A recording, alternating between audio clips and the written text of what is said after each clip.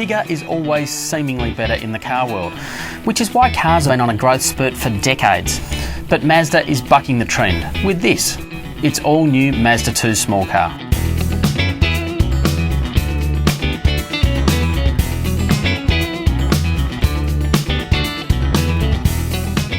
Now, I'm in Europe at the moment in Austria, which ordinarily would be the perfect place to test a small car like this.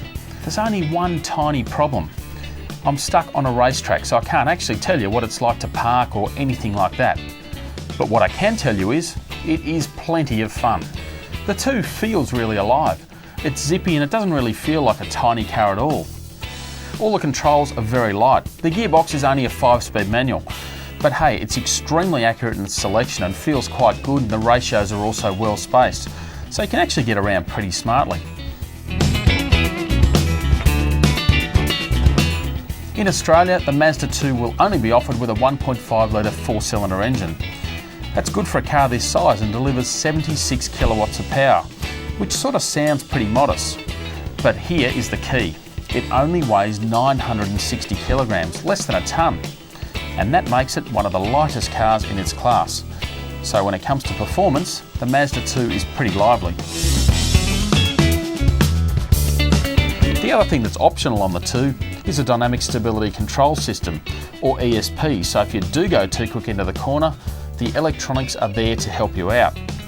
It basically individually brakes each wheel to control a slide, and it works pretty well. It'll still let you have a bit of fun, but if you do get into trouble, it's there to save you.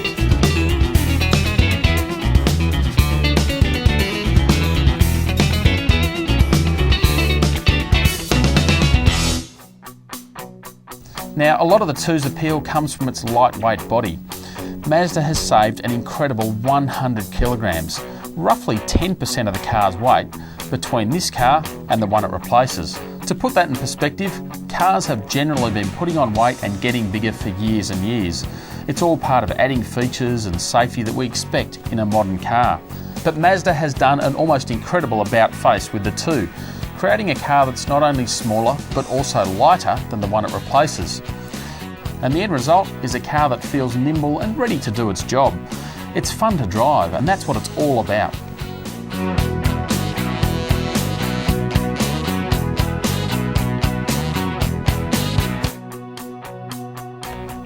Now, that lightweight body also has big advantages when it comes to fuel economy.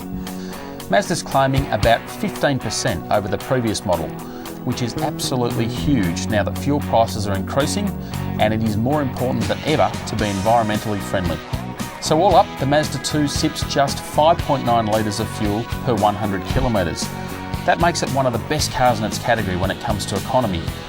But at the same time, it's also pretty zippy. So the Mazda2 is fun to drive. It's economical, it makes sense, and it feels like it will be pretty good in the city. It's also much more than that. It's about practicality. And this car has plenty of headroom for us bigger blokes. And the cabin is also well laid out. It has a modern flavour, lots of circular dials, knobs and buttons that are clearly laid out. And you get nice little thoughtful extras like buttons on the steering wheel. And of course, an MP3 input for your iPod. And when it comes to safety, Mazda hasn't skimped with the 2. The base model will come with dual airbags and anti-lock brakes, which is pretty good for this class of car. And if you want extra, you can get the vehicle stability system as well as another 4 airbags, bringing the airbag total to 6. So that should make this car certainly one of the safest in its class. One of the other features of the 2 is that it's a 5-door, where most of the other cars in its class are 3 doors. This is heaps of fun. So there it is, the all-new Mazda 2.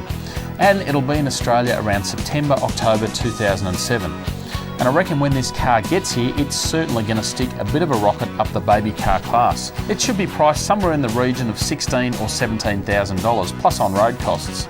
Now that's pretty sharp, but obviously the pricing will determine how successful it will or won't be. But I'd be pretty surprised if this car didn't kick some goals.